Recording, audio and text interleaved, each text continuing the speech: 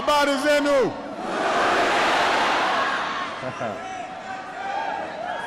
Wa Kenya, Impio. It is great to be back in Kenya. Thank you so much for this extraordinary welcome. I know it took a few years, but as president, I try to keep my promises. And I said I was going to come, and I'm here. So, and everybody, go ahead and have a seat. I'm going to be talking for a while. Relax. I want to thank my sister Alma for a wonderful introduction. I'm so glad that she could be with us here today, and it was, as she said, it was Alma who first guided me through Kenya almost 30 years ago. To President Kenyatta, I want to thank you once again for the hospitality that you've shown me, for our work together on this visit, and for being here today. It's a great honor. I am proud to be the first American president to come to Kenya.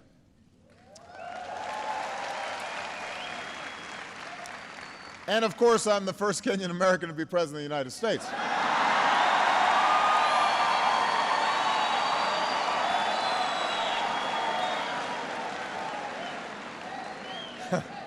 That goes without saying. I love you back. I do. But as Alma was saying, the first time I came to Kenya, things were a little different. When I arrived at Kenyatta Airport, the airline had lost my bags.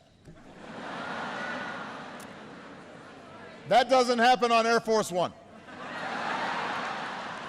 They always have my luggage on Air Force One. As she said, Alma picked me up in an old Volkswagen Beetle.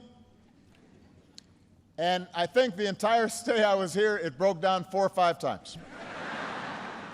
We'd be on the highway, we'd have to call the Joakali. He'd bring his tools. We'd be sitting there waiting. And I slept on a cot in her apartment. Instead of eating at fancy banquets with the president, we were drinking tea and eating ugali, and sukuma wiki, and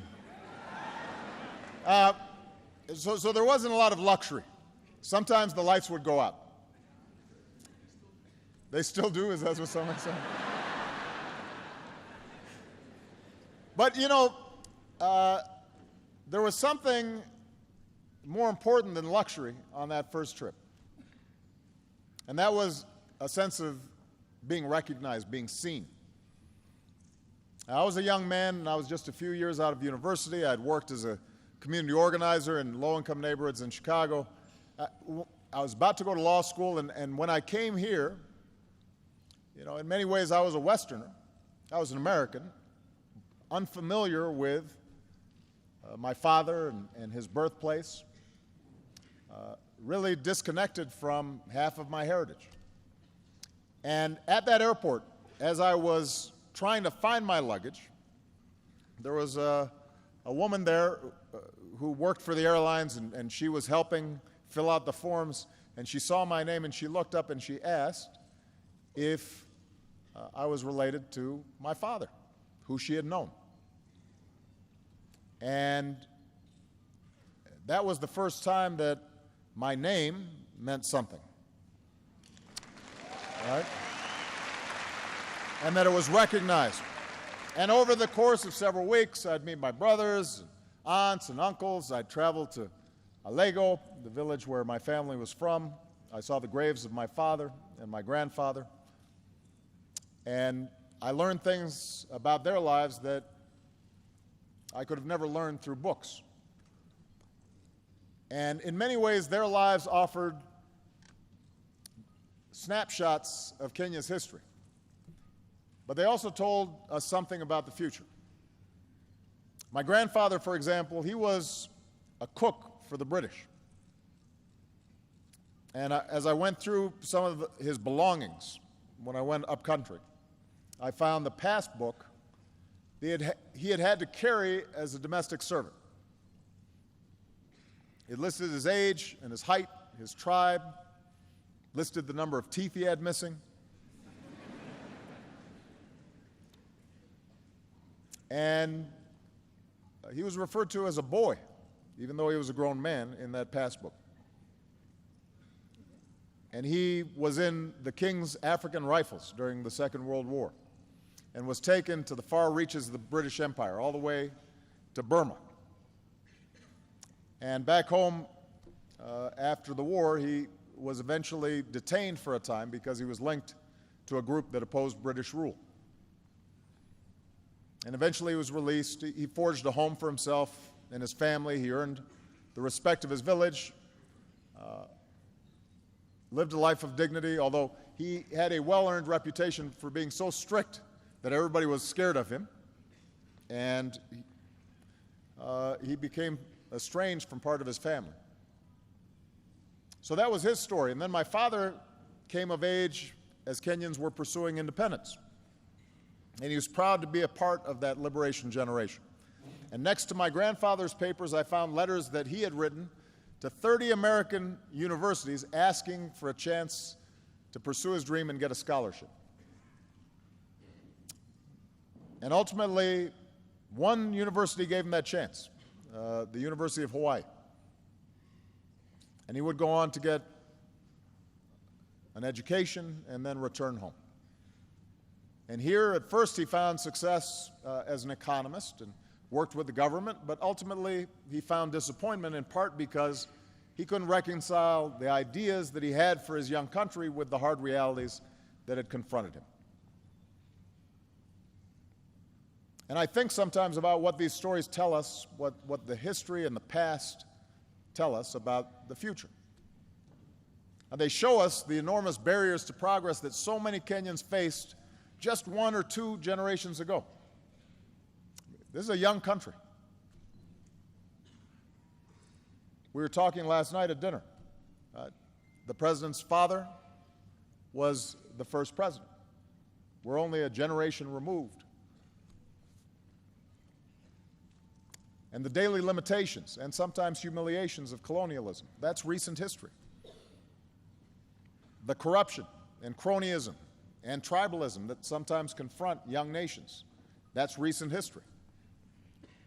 But what these stories also tell us is an arc of progress. From foreign rule to independence, from isolation to education and engagement with a wider world.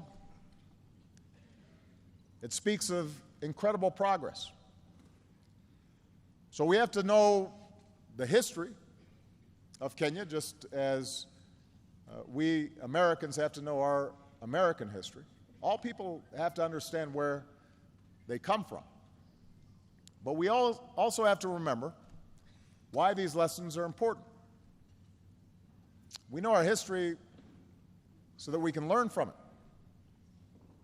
We learn our history because we understand the sacrifices that were made before, so that when we make sacrifices, we understand we're doing it on behalf of future generations.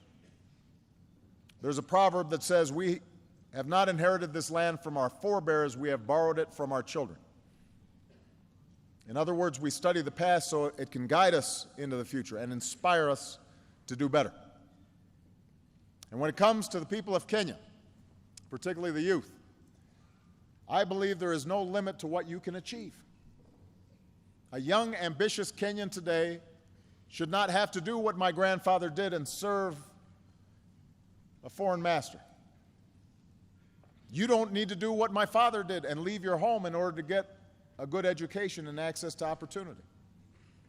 Because of Kenya's progress, because of your potential, you can build your future right here, right now.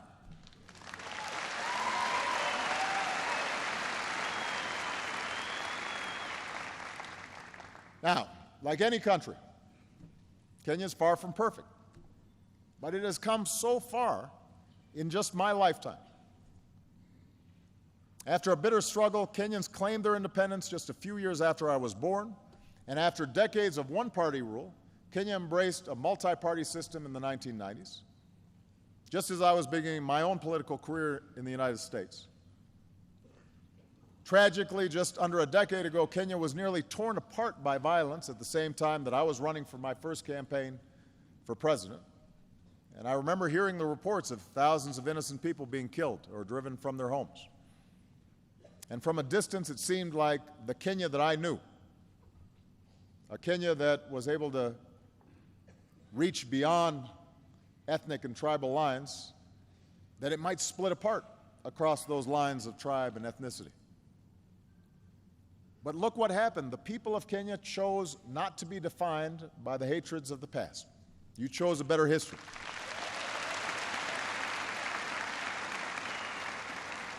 The voices of ordinary people and political leaders and civil society did not eliminate all these divisions, but you addressed the divisions and differences peacefully. And a new constitution was put in place declaring that every person has inherent dignity and the right to have that dignity respected and protected. A competitive election went forward, not without problems, but without the violence that so many had feared. In other words, Kenyans chose to stay together. You chose the path of Harambee. And in part because of this political stability, Kenya's economy is also emerging. And the entrepreneurial spirit that people rely on to survive in the streets of Kibera can now be seen in new businesses across the country, from the city square to the smallest villages. M-Pesa is changing the way people use money. New investment is making Kenya a hub for regional trade. When I came here as a U.S. Senator, I pointed out that South Korea's economy was the same as Kenya's when I was born, and then was 40 times larger than Kenya's. Think about that. Started at the same place. South Korea had gone here and Kenya was here. But today that gap has been cut in half, just in the last decade, which means Kenya is making progress. And meanwhile, Kenya continues to carve out a distinct place in the community of nations as a source of peacekeepers for places torn apart by conflict, a host for refugees driven from their homes, a leader for conservation, following the footprints of Wangari Maathai.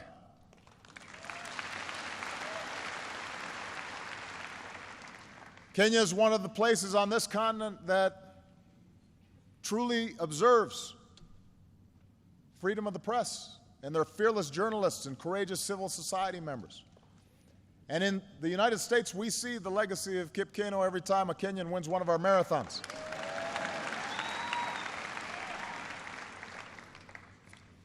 And maybe the First Lady of Kenya is going to win one soon.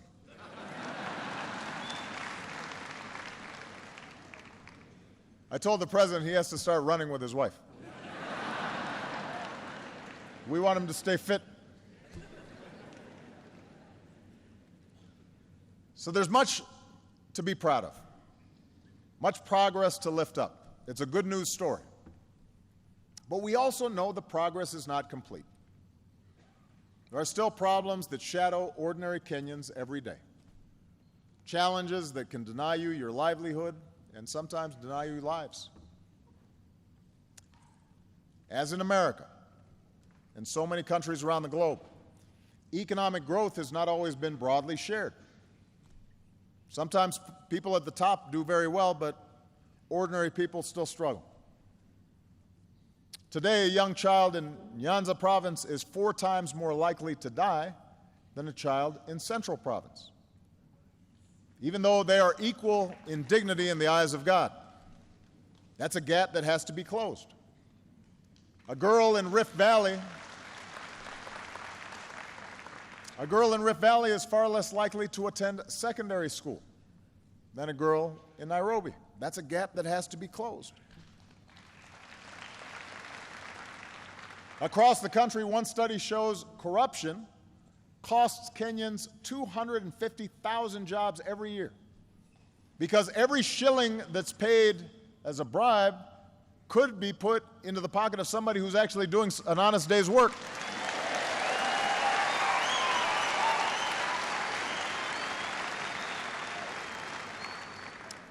And despite the hard-earned political progress that I spoke of,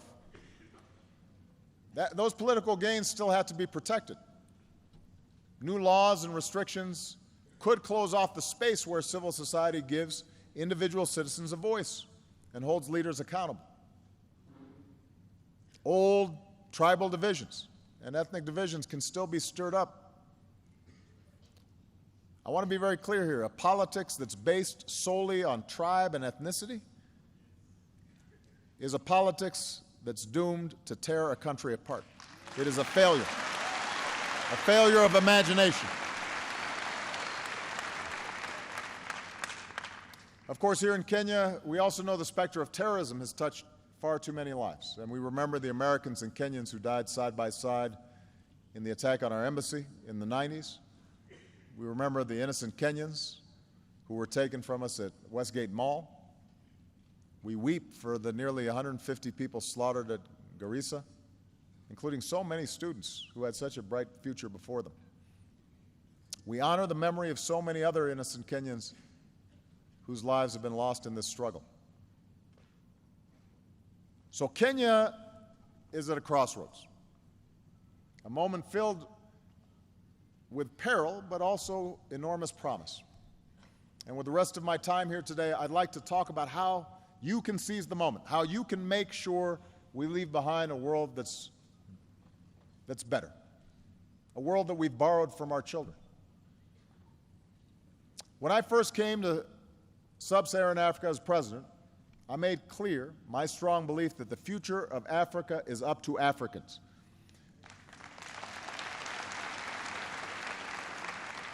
For too long, I think that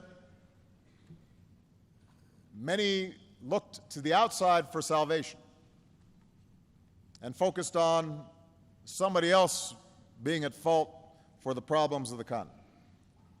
And as my sister said, ultimately, we are each responsible for our own destiny.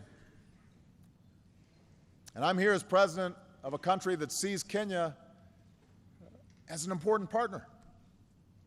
I'm here as a friend who wants Kenya to succeed.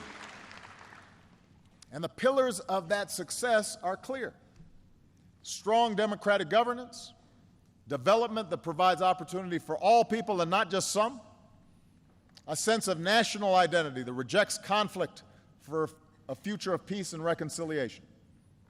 And today we can see that future for Kenya on the horizon, but tough choices are going to have to be made in order to arrive at that destination. In the United States, I always say that what makes America exceptional is not the fact that we're perfect. It's the fact that we struggle to improve. We're self-critical. We work to live up to our highest values and ideals, knowing that we're not always going to achieve them perfectly, but we keep on trying to perfect our union. And what's true for America is also true for Kenya. You can't be complacent and accept the world just as it is. You have to imagine what the world might be and then push and work towards that future. Progress requires that you honestly confront the dark corners of our own past,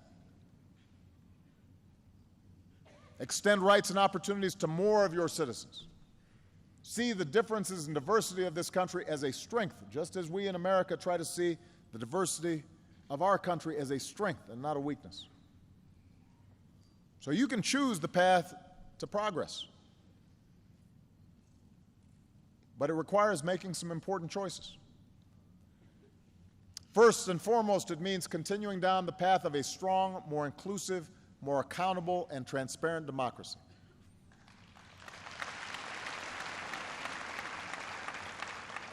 You know, democracy begins with a peacefully elected government. It begins with elections, but it doesn't stop with elections. So your Constitution offers a roadmap to governance that's more responsive to the people through protections against unchecked power, more power in the hands of local communities. For this system to succeed, there also has to be space for citizens to exercise their rights.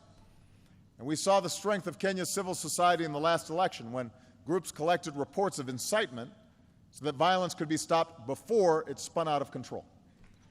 And the ability of citizens to organize and advocate for change, that's the oxygen upon which democracy depends. You know, democracy is sometimes messy, and for leaders, sometimes it's frustrating. Democracy means that somebody's always complaining about something. Nobody is ever happy in a democracy about their government. If you make one person happy, somebody else is unhappy. Then sometimes somebody who you made happy, later on now they're not happy. They say, "What have you done for me lately?" But that's the nature of democracy. That's why it works, is because it's constantly challenging leaders to up their game and to do better. And such civic participation and freedom is also essential for rooting out the cancer of corruption. Now, I want to be clear. Corruption is not unique to Kenya. I mean, I want everybody to understand that there's no country that's completely free of corruption. Certainly, here in the African continent, there are many countries that deal with this problem, and I want to assure you I speak about it wherever I go, not just here in Kenya. So I don't want everybody to get too sensitive. But the fact is, too often, here in Kenya, as is true in other places, corruption is tolerated because that's how things have always been done. People just think that that is sort of the normal state of affairs. And there was a time in the United States where that was true too. My hometown of Chicago was infamous for Al Capone and you know, the mob and organized crime corrupting law enforcement. But what happened was that over time people got fed up, and leaders stood up and they said, "We're not going to play that game anymore." And you changed the culture and you changed habits. Here in Kenya, it's time to change habits and decisively break that cycle, because corruption holds back every aspect of economic and civil life. It's an anchor that weighs you down and prevents you from achieving what you could. If you need to pay a bribe and hire somebody's brother who's not very good and doesn't come to work in order to start a business, well, that's going to create less jobs for everybody. If electricity's going to one neighborhood because they're well connected and not another neighborhood, that's going to limit development of the country as a whole. If someone in public office is taking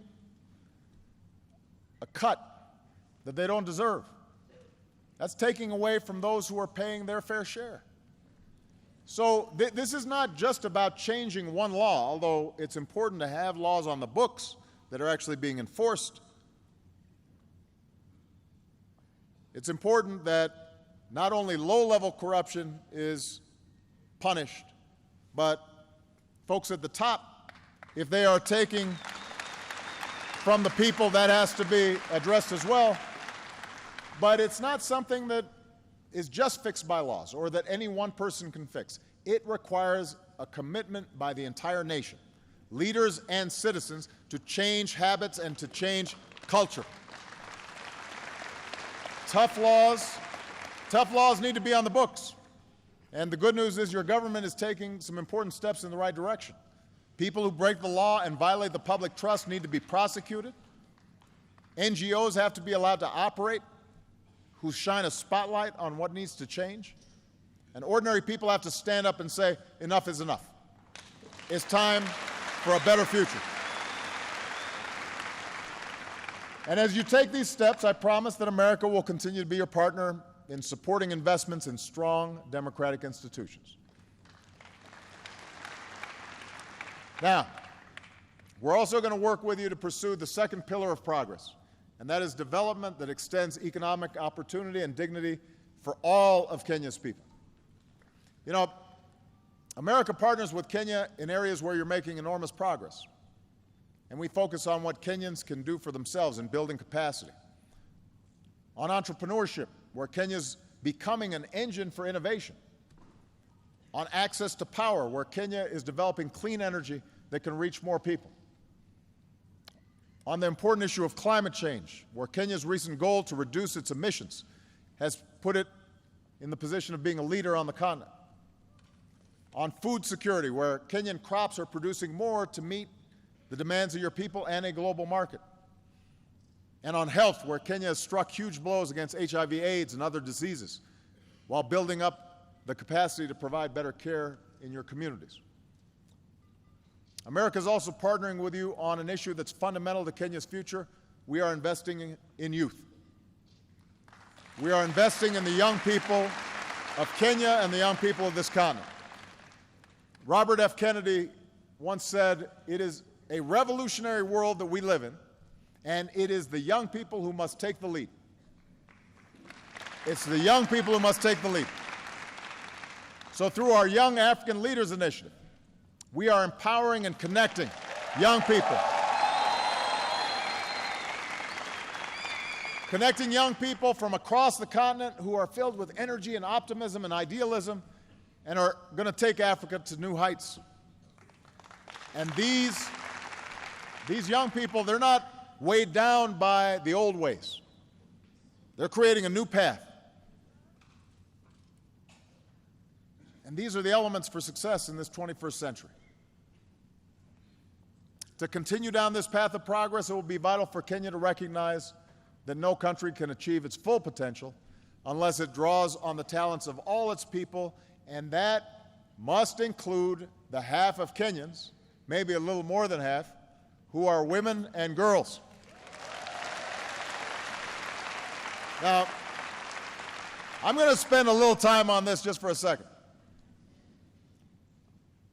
Every country and every culture has traditions that are unique and help make that country what it is. But just because something is a part of your past doesn't make it right. It doesn't mean that it defines your future. You know, look at us in the United States. Recently, we've been having a debate about the Confederate flag. Some of you may be familiar with this. This was a symbol for those states who fought against the Union to preserve slavery. Now, as a historical artifact, it's important. But some have argued that it's just a symbol of heritage that should fly in public spaces. The fact is, it was a flag that flew over an army that fought to maintain a system of slavery and racial subjugation. So we should understand our history, but we should also recognize that it sends a bad message to those who were liberated from slavery and oppression. And in part because of unspeakable tragedy that took place recently, where a young man who was a fan of the Confederate flag and racial superiority shot helpless people in a church. More and more Americans of all races are realizing now that that flag should come down. Just because something's a tradition doesn't make it right. Well, so around the world, there is a tradition of repressing women and treating them differently and not giving them the same opportunities, and husbands beating their wives, and children not being sent to school. Those are traditions. Treating women and girls as second-class citizens, those are bad traditions. They need to change. They're holding you back.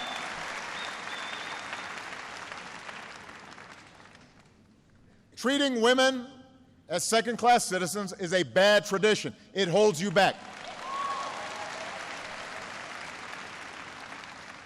There's no excuse for sexual assault or domestic violence. There's no reason that young girls should suffer genital mutilation. There's no place in civilized society for the early or forced marriage of children. These traditions may date back centuries. They have no place in the 21st century.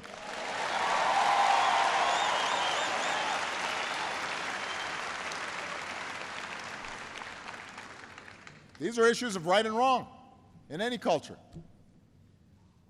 But they're also issues of success and failure.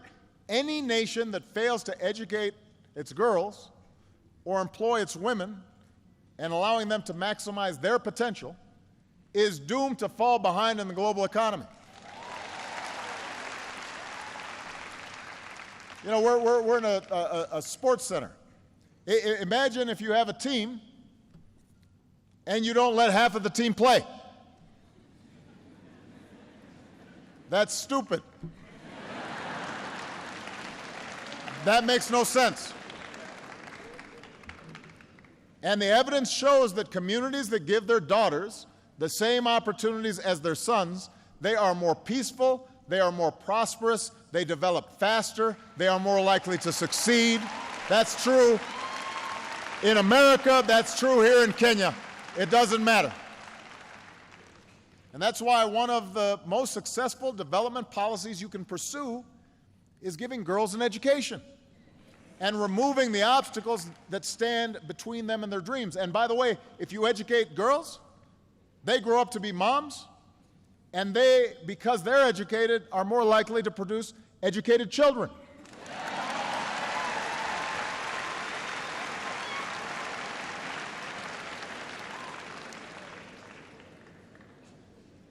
So, Kenya will not succeed if it treats women and girls as second-class citizens. I want to be very clear about that. Now, this leads me to the third pillar of progress, and that's choosing a future of peace and reconciliation. There are real threats out there. President Kenyatta and I spent a lot of time discussing the serious threat from al-Shabaab that Kenya faces. The United States faces similar threats of terrorism. We are grateful for the sacrifices made by Kenyans on the front lines as part of AMISOM. We're proud of the efforts. We're proud of the efforts that we're making to strengthen Kenya's capabilities through our new security governance initiative. We're going to stand shoulder to shoulder with you in this fight against terrorism for as long as it takes. But as I mentioned yesterday, it is important to remember that violent extremists want us to turn against one another. That's what terrorists typically try to exploit. They know that they are a small minority. They know that they can't win conventionally. So what they try to do is target societies where they can exploit divisions. That's what happens in Iraq. That's what happens around the world. That's what happened in Northern Ireland. Terrorists who try to sow chaos, they must be met with force, and they must also be met, though, with a forceful commitment to uphold the rule of law and respect for human rights, and to treat everybody who's peaceful and law-abiding fairly and equally. Extremists who prey on distrust must be defeated by communities who stand together and stand for something different. And the most important example here is that the United States and Kenya both have Muslim minorities, but those minorities make enormous contributions to our countries.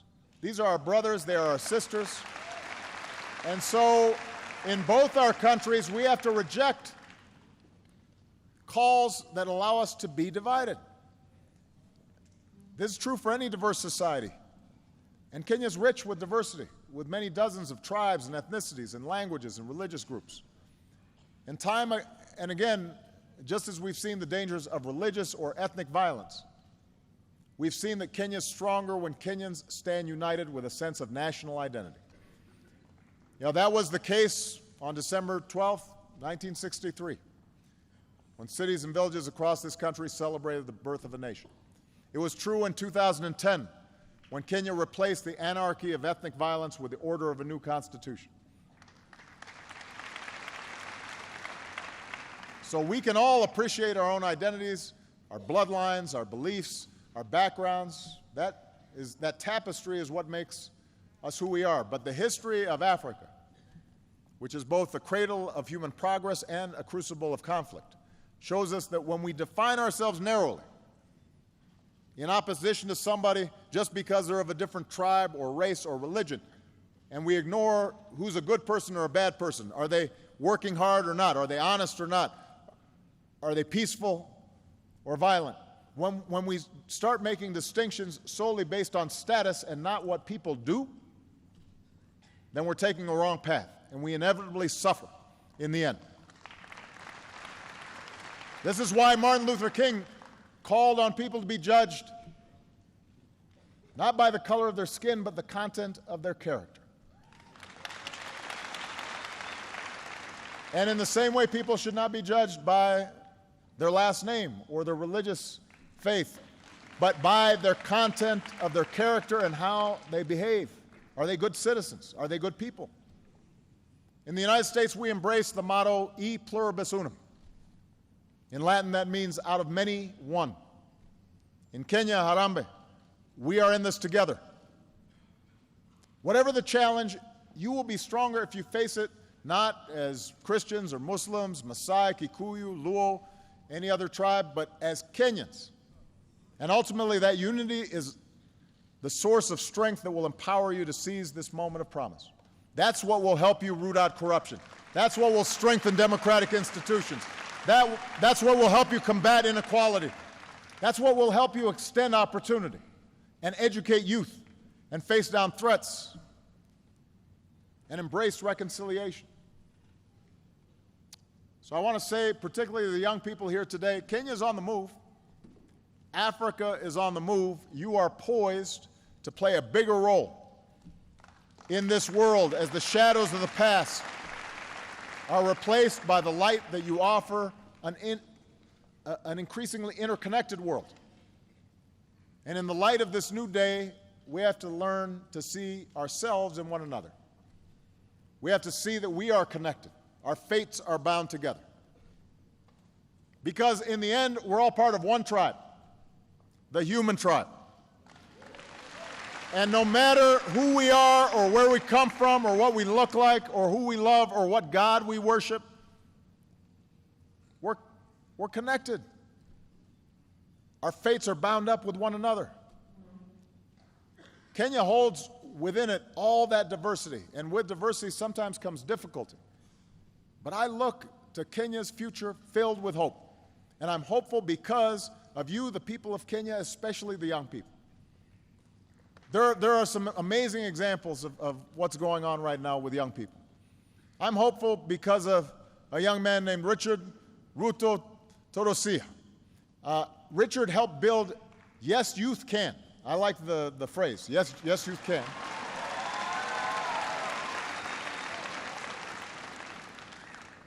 It became one of the most prominent civil society organizations in Kenya with over 1 million members. And after the violence of 2007, 2008, Yes, Youth Can stood up to incitement, helped bring opportunity to young people in places that were scarred by conflict. That's the kind of young leadership that we need. I'm hopeful because of a young woman named Josephine Kulea. So Josephine founded Samburu Girls Foundation, and she's already helped to rescue over 1,000 girls from abuse and forced marriage and helped place them in schools.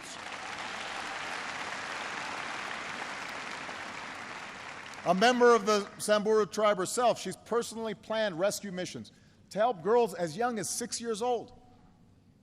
And she explains that the longer a girl is in school, everything for her income, for her family, for this country, everything changes.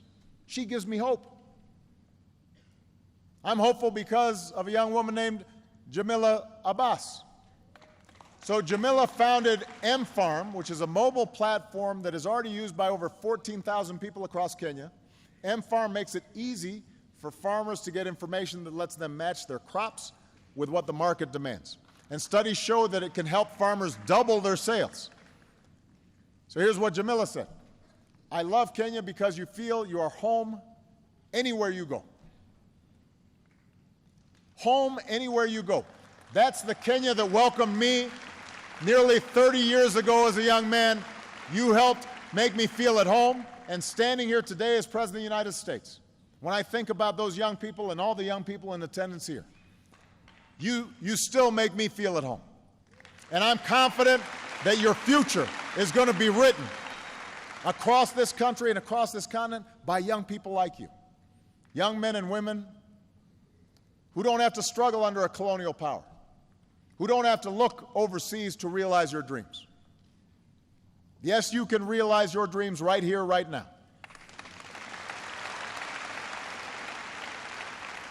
We have not inherited this land from our forebears. We have borrowed it from our children. So now's the time for us to do the hard work of living up to that inheritance, of building a Kenya where the inherent dignity of every person is respected and protected, and there's no limit to what a child can achieve. I am here to tell you that the United States of America will be a partner for you every step of the way. God bless you. Thank you. Asante sana.